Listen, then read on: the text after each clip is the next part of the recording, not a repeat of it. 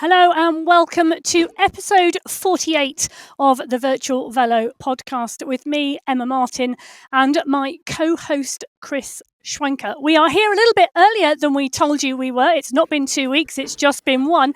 And that's because we have a guest today who we could not wait to introduce to you. So we have with us today Bjoern Ossenbrink here to talk about all things Zwift World Series and AthleteAnalytics. Yeah, I'm really looking forward to speaking to Bjoern. The Zwift Community Elite season is fast approaching, and I'm looking forward to learning the changes in their performance verification process. Bjoern is a pioneer in the space. Beginning as a Zwift beta tester, he progressed from a community racer to leading ZADA, the Zwift accuracy and data analysis team. Under his leadership, ZADA, which initially operated as a volunteer organization, successfully transitioned to become Zwift's in-house performance verification division. The community will now recognize his involvement with Dr. George Gilbert in developing the cycling esports platform IndyVelo, where the website describes him as a widely acknowledged world expert in detecting cheating in online sport using every bit of digital data.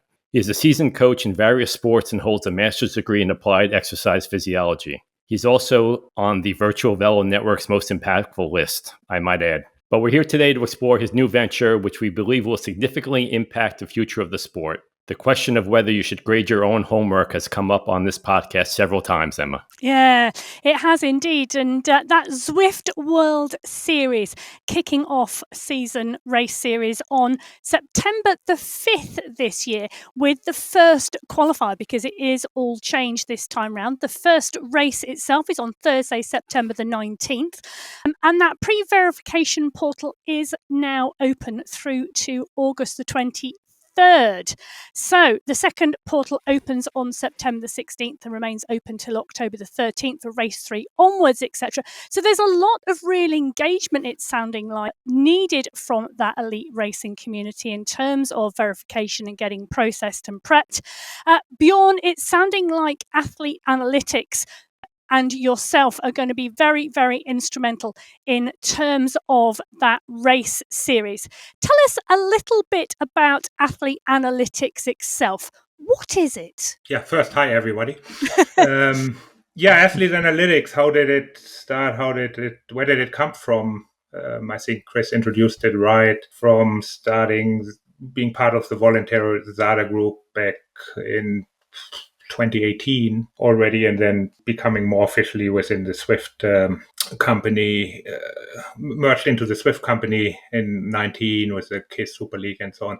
And throughout all these years, me and basically my partner for this project kept developing tools and systems to make analytics easier of performance data. So we always kept a business or business concept behind the doors for this in case everything would ever become to the point that it needs to be fully independent. That's basically where AthleteAnalytics comes from, independent sports analytics to verify athletic performance for athletes and events. That's the concept. And who is it? You mentioned there, Bjoern, there's yourself and your business partner. Yeah. Is this a duo behind this business, or is there a wider range of data scientists, researchers, etc.? Who actually is AthleteAnalytics? So it's me and a business partner who operate the AthleteAnalytics, and behind us is a group of scientists and experts, which go from mechanical to electrical engineers, sports scientists, physicists, and data analytics, programmers. So we have a group of experts we can rely on. I'm part of an expert panel in the sports science world, which sometimes have over 100 sports scientists get together on a call, discuss certain problems or solutions for issues which might arise in sports science. So it sounds more like a network around the two of you than a large organization. Yes, well, there's a few people who are always contracted to do certain work, but then we can reach out to additional sources if necessary. Ah, okay. And previously, as Chris mentioned at the start of the show, you had were part and parcel of that ZADA group, then moved into IndyVelo. What is your relationship with IndyVelo? Are you still with IndyVelo? Are you not with IndyVelo? Yeah. So my relationship with IndyVelo and George is a great relationship. George joined the Zwift ZADA group. I wouldn't call it joining the ZADA group, but joining Zwift for the governance side of things, I think in 2020.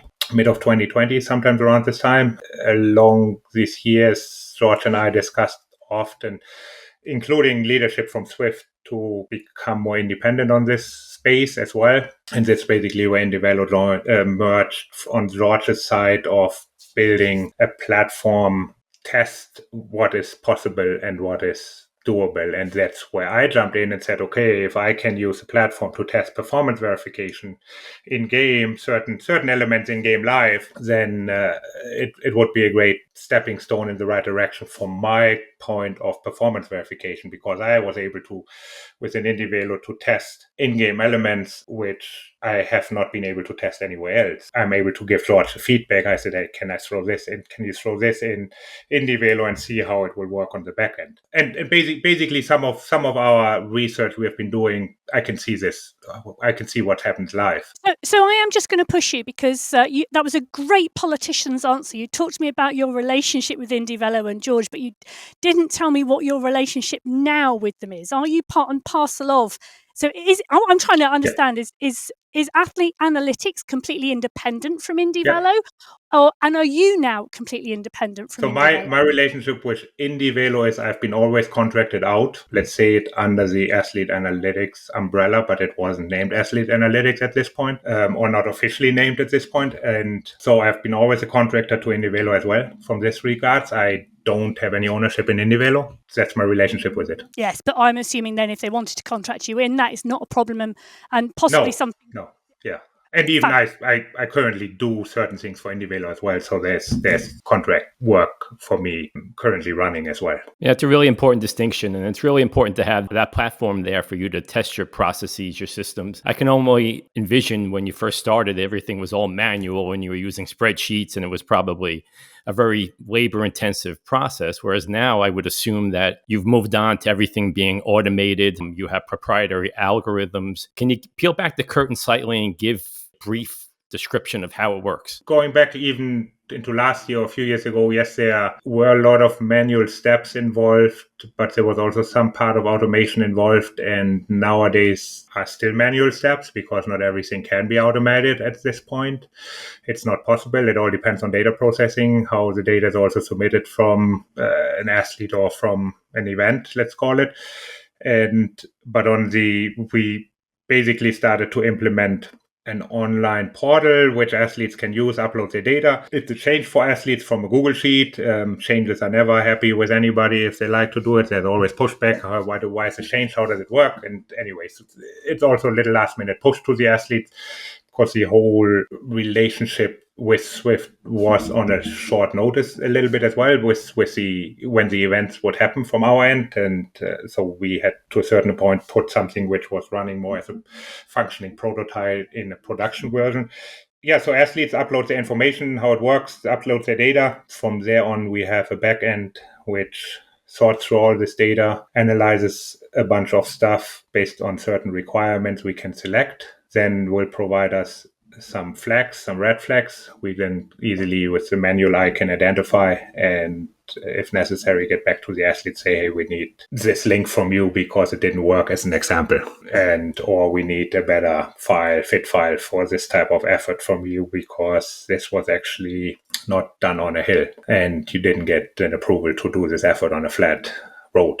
So based on this, athletes provide and build themselves a profile, and I call it the athlete digital passport. And so this passport sits in a metric engine, and then based on event performances, the event data will be also uploaded into the engine, and the engine then can, based on the requirements from the event, can then analyze athletes' performances. Our key is analyzing and verifying the athletes' performances. So it goes a little bit into the anti-doping world as well. The athlete has all power in their hands to submit and provide everything correctly. If they don't submit something correctly and do a race and fail the performance just because they didn't submit something correctly, it falls back to the athlete. It doesn't fall back to us. We want to verify performances. We are not there to fail an athlete within an event. It goes also into the same point. If an athlete enters the event and doesn't connect their heart rate monitor, it goes back down to the athlete. Responsibility to make sure that their systems are working. Yes, live in an event, things can happen, dropouts and so so on. But in regards to verifying data, the athlete has the power within their hand and within their tools as well to do everything that it works. When you speak about those tools, I asked Zwift about AthleteAnalytiX, and they said in the statement that it's enabling the most robust longitudinal data record for elite cycling esports athletes. And I know that you've mentioned publicly in the past that only a longitudinal record of an athlete's digital training and competition data can reveal changes in an athlete's physiology by training or indicate forms of cheating. Mm-hmm. Can you explain to me what that means? Because I see that as the USP for AthleteAnalytiX, the fact that you have this data historically for years and years and years for all these athletes. I know that for some reason, I kind of remember you saying at some point that you have 50,000 data points for some of these elite athletes. Is that something that is unique to AthleteAnalytics and what you bring to the table here? So 50,000 data points were useful to build tools to test the system. Now we're in some way starting at zero again because we're using a new system. We have not imported any of these old data points into the system just because we're dealing with also a new form of athletes joining. Yes, there's core athletes. There's a group of core athletes which is repetitively racing, but there's also a full new breed of athlete going into the virtual sport, which is something not a lot of people will realize, that the turnover is actually fairly high within the virtual cycling. People come and go, and there's only a few athletes which really stick around for a long time and make it in there. But yeah, I mean, we have the data points. We were able to use these data points to research certain patterns. And the more data points, longitudinal records, the more data points you have, the more robust you can build something, the higher the statistical probabilities can be if identifying outliers. Going back to anti-doping works on the Bayesian statistics model. You know, if somebody is a biological passport, is the performance plausible? Is the outlier plausible? Is the outlier within range or outside of range, or basically going to the point, this is a complete red flag, in quotation mark, the athlete would go into prison as an example, or would be annulled from the performance. So from our point, at the end, it goes to the same principle. Statistics are an important factor for verifying performance. It's not just only, okay, this 5-minute effort matches the 5-minute effort the athlete has provided to us, because at the end, you also have you have to model a lot of effort and fatigue. You have to use effort and fatigue models a lot of times as well. The races produce fatigue within an athlete, and is the recovery afterwards plausible or is it not plausible? And of course, there's some other factors based on how equipment functions. Is the equipment aiding for the recovery versus outside where you don't have flywheels and a lot of other mechanical and electrical devices involved as well. So, is your service something that any organizer on any platform can utilize? Yeah, anybody can contact us, can utilize it, even athletes. We offer this to athletes because there's athletes out there that might want to verify performance from an event because they have been questions from other riders or other athletes out there saying, hey, this is not true. So an athlete can come to us, say, what do I need to do to verify this performance? And we could tell the athlete, okay, this is what we need for data points. Submit those. We need the race effort, race data. And we can then tell the athlete, yes, this is plausible or this is not plausible. If something is not plausible, we cannot always give an athlete an answer why it is not plausible, because we do not always understand what happens at the athlete's environment. You don't see everything. It's something the athlete will have to sort out sometimes. We can give trends and tell an athlete, okay, this might be because your equipment is inaccurate. It was not calibrated right. We can tell the athlete, we can identify that your equipment might have been miscalibrated, intentional or not intentional. We could tell the athlete your data stream was disrupted and there might have been additional data packets transmitted which should have not been there. Or we can even say, if we have a lot of data for an athlete on file, we can even could identify potentially, hey, this athlete might have been using something to boost their performance. Interesting, isn't it? Because it is very much about, you can give guidance on the data that you have, but we don't always have full data. There's always potentially something that is not in the mix and we can't measure, which I always think is quite an interesting one. I was going to say just a couple of things. I'm thinking about this now from an athlete's perspective.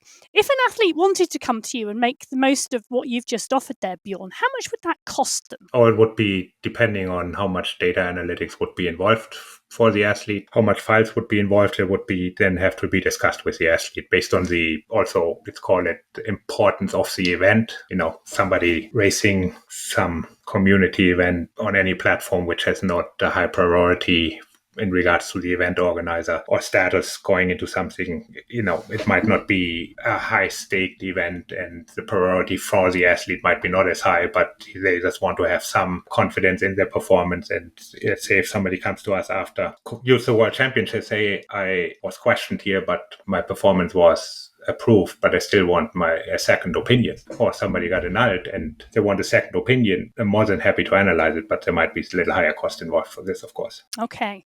I'm not putting a number behind it right now. I noticed you were not putting a number behind that.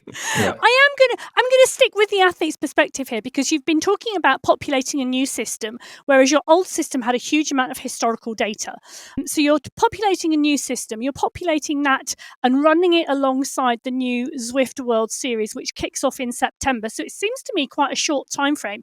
If I'm an athlete, I'm an elite athlete looking to race that series, I've got a professional career, I've got a family, I'm running around all over the place, and I'm trying to make sure I've got all my I's dotted and my T's crossed before I jump on my bike in September, focus wholly on that series. Could you tell us what steps an athlete has to follow in a very precise manner so that it's really, really clear to our athletes what they need to do? Well, yes. I mean, the timeline comes, the tight timeline comes a little bit to the point when was the World Series announced to the athletes. So that's where this rush comes a little bit through. I don't know exact date when Zwift announced it to the teams and to the athletes who were already part of it. I think it was mid of June, something around this, end of June, I believe.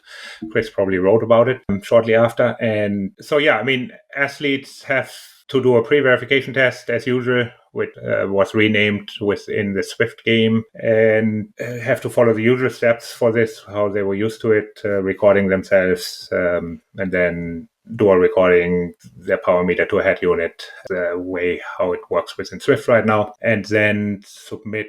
They don't have to do the test. There's two pathways, and there's a lot of confusion around it because the wording in the rules says either or, outdoor test, either or, indoor test, or both. This is the exact same wording which was used for the Zwift Games, where there was outdoor cyclists which joined the Zwift Games and they submitted the outdoor data only. And we have the exact same ability right now for athletes. They just can submit the outdoor data. And we always have the right to ask for additional data points from athletes if we need to. If we feel like there's anything there, we can ask for additional indoor data points. And, we have the access with the agreement with Zwift that we can pull additional data from the athletes if necessary as well. So they have to submit an indoor test or outdoor data or both if they want to, which have specific timelines, how long this data is valid for. An indoor test is 6 months valid, outdoor data roughly 12 months. But I always say the more updated data you can provide, the better it is. And the more data you can provide, the better it is. Again, it goes down to the point of that the power is within the athlete to do everything they can do. If an athlete just says, hey, I'm just doing an indoor test and I wing this test, I don't prepare myself for it, and I just do a 75% performance and an effort for this, and then they raise 30% better than they performed at the indoor test, the chances that this performance will be not approved are really high. So which means the athlete might be annulled. We always try to get better data points afterwards, this stuff from athletes, but it just ends up in being a lot of more work for the athlete and for us. So can I just ask, we're focusing very much here on the Zwift Games, the series. Yeah. Is the previous Zwift data from those athletes not pulled down to populate your new system to aid those athletes who are maybe a little bit more time crunched? Because it's sounding to me that if you're a time crunched elite e-cyclist, you're in a more negative position here than someone who perhaps has more time to dedicate to this process. A new indoor test will have to be done by every athlete because the Zwift Games have been 6 months ago. So this data it's expired. We're not using this for verification metrics anymore. Outdoor data, which was, let's say, from an athlete conducted last winter, 9 months ago, is valid. The athlete can submit it. At this point, the athlete has to submit this data point. Even if we would have this data on file right now on an older system, an older pathway, we are not pulling it in right now at this point. For an athlete to submit a best 5-minute data point, let's say outdoors, if they use Training Peaks, Intervals ICU, Strava, it literally will take me about 10 seconds to find my best 5 minutes, download it, and then another 10 seconds to upload it. Yeah, and I don't disagree with that. That is quite quick. But I'm just thinking, if the data points have to be within 6 months, if I'm an athlete who's had COVID and then I've had 10 to 12 weeks recovery from that, I don't have a particularly potentially strong data to give you in a 6-month window. Yeah, then the athlete probably will be also not fit enough to race at a really high level for the first event. They would get better and better and better over the season. Correct. And as usual, the advice for the athlete is while you're racing, you will provide a data point along the way. Do a test between the races. There's enough time for something like this to do. I mean, if athletes commit to it, takes it serious, we're calling this elite racing. Yeah. It's not community type ZRL racing. And for me, the crunch point here really is that longitudinal data, actually. You're looking for trends, you're looking for patterns. And you have to be able to have that longitudinal data to ensure that the trends and patterns are the right ones that you're reading within the data. That's why we can ask athletes for their Training Peaks account, for example. We can say, hey, provide us your account or share the account with Training Peaks to us so we can identify and see more information as well if necessary. Again, the more the athlete can provide to us, the better it is. If an athlete doesn't want to provide this, then they're hiding something, and at the end, the performance cannot be approved. Practicality of the whole situation is a huge point, Emma, because cycling esports athletes aren't professional athletes. They aren't sitting around waiting to do ZADA tests and whatever else. They have things going on. I know that the issue of whether you would accept the My Wish Power Passport has come up. Bjoern, and at first thought, I was like, how great for the racers. Who wants to do that ZADA test twice? But I barely would even want to do it once. The racers already have enough to do. And then, on second thought, I was like, brilliant for you and AthleteAnalytics. If your goal is to become the independent, non-platform specific database for the sport, then you would want to accept whatever acceptable tests there are. I guess the question is, will you be accepting the My Wish Power Passport, and what does an athlete have to do in order for that to be accepted? There's two things.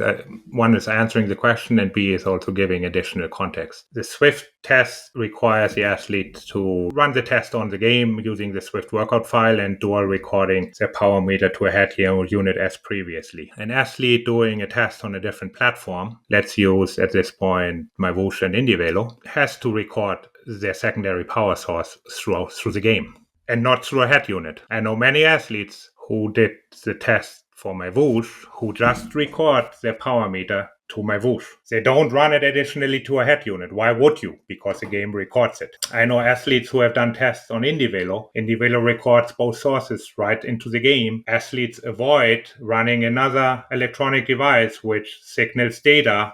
The head unit, turn it off, do not use it. So they have recorded 2 data points to a game. So what's the requirement now to answer the question for us to use the test from an athlete is that we need to see both of these data points, which were recorded within these games. IndyVelo stores the data for both devices within the fit file. My Whoosh, I have no idea. So I think this is currently the issue which some of the athletes are having. They say we don't know how to access our My Whoosh secondary power file data. And I don't get into this, the issue why they don't have the access, because I have not seen any secondary power meter data from My Whoosh. And if an athlete wants to access the data, I think they can contact them, but I don't know if they can provide it or not to the athlete. So I accept it, or we can accept the data, but we need to see the data for it. Having the power meter hooked up to a head unit and providing you a separate fit file for that isn't sufficient. So you're providing a preference then. Athletes who recorded data using My Whoosh, or let's say even IndyVelo, to a head unit as well, providing another data point there. And some athletes who have not done it can not use the My Whoosh passport. So they will have to do the extra step now and do the Zwift test, where other ones would not have to do it. So to keep it a level playing field, we say you need to provide the data only coming from the game, because that's where a lot of athletes recorded it to both devices, because there's no requirement to record your power meter data forming the My Whoosh Power Passport test to your head unit as well. The requirement is not there. So athletes who did not do this would be having to do one extra step, where other athletes who recorded it to their power meter unit would not have to do the step. And so should we give those athletes a preference to have other ones do an extra step? No, I don't think so. So everybody will have to follow the same steps. It's not a matter of the accuracy. It's a matter of, we didn't do this from the beginning, so we're not going to do it for you if we didn't do it for them.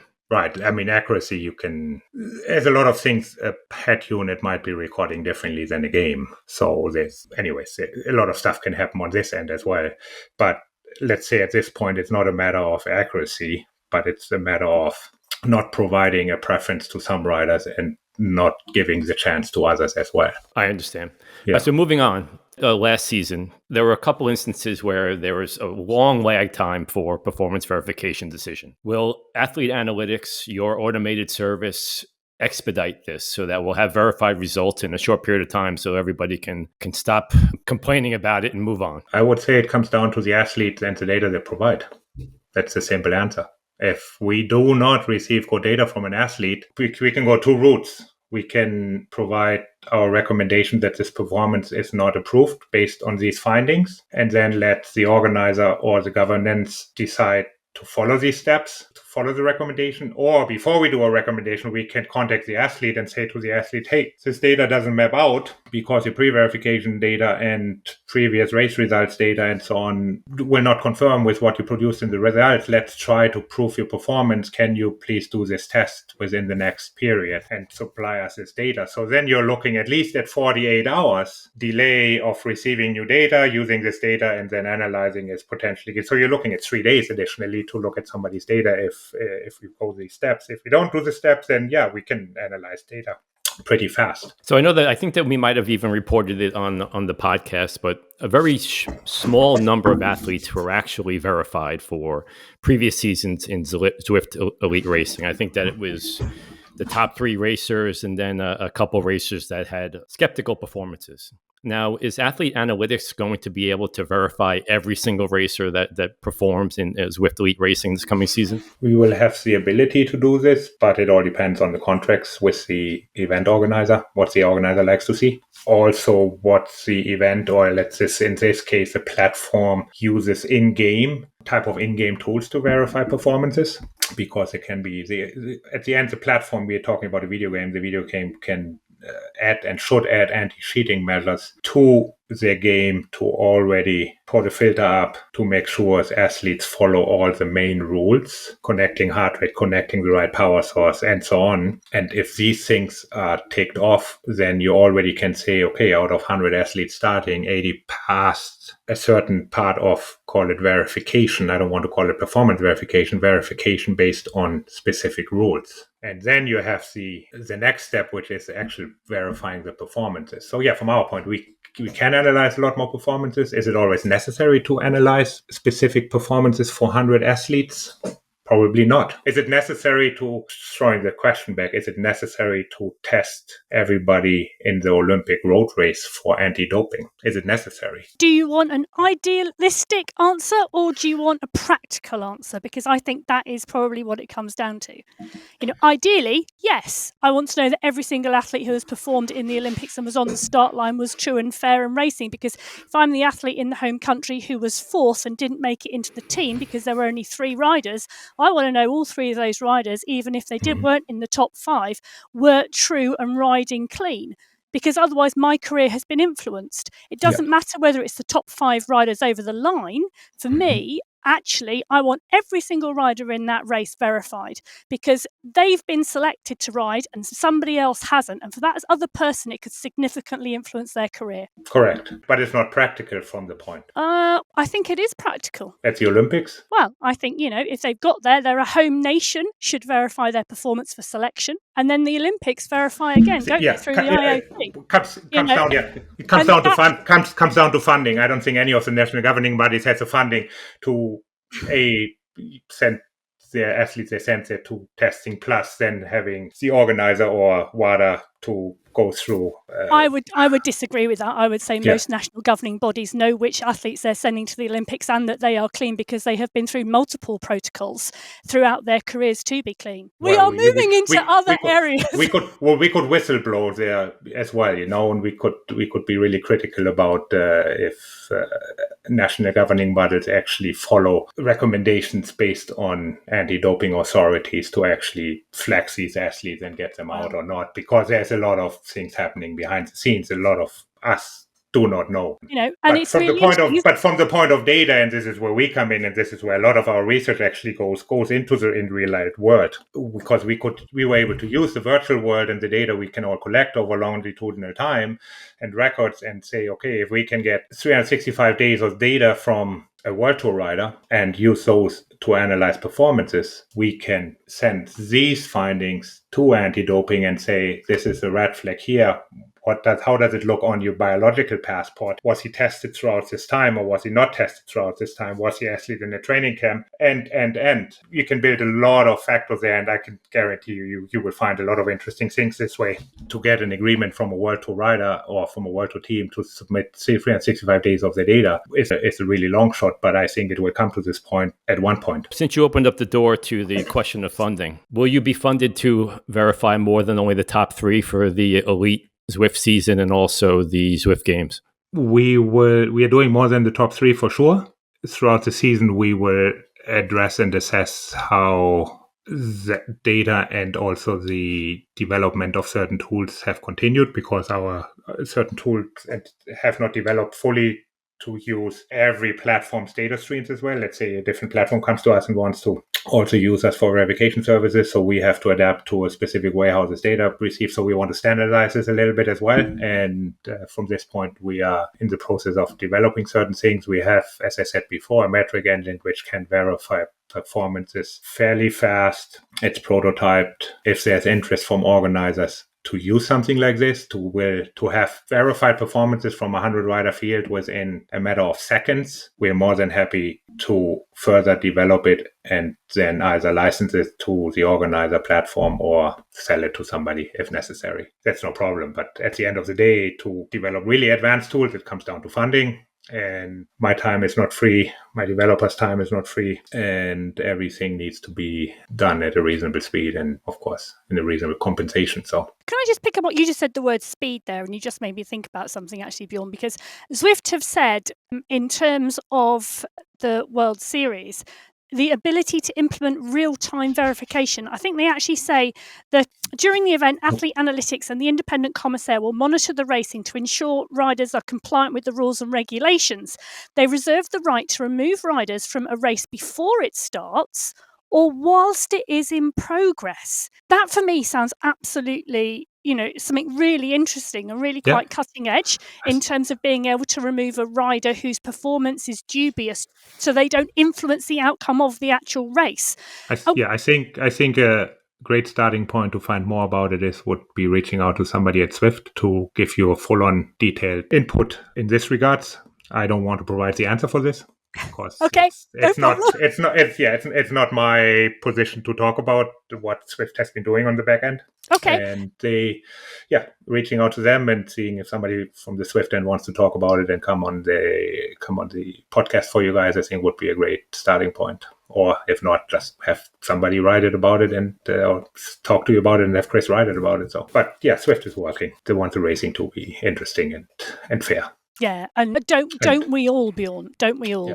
Yeah. And I think I can bring up the next point. People always ask me, will you verify community races? I said at the end, community races are always sitting at a different stake. What level of community racing should be verified? To what level it should be verified?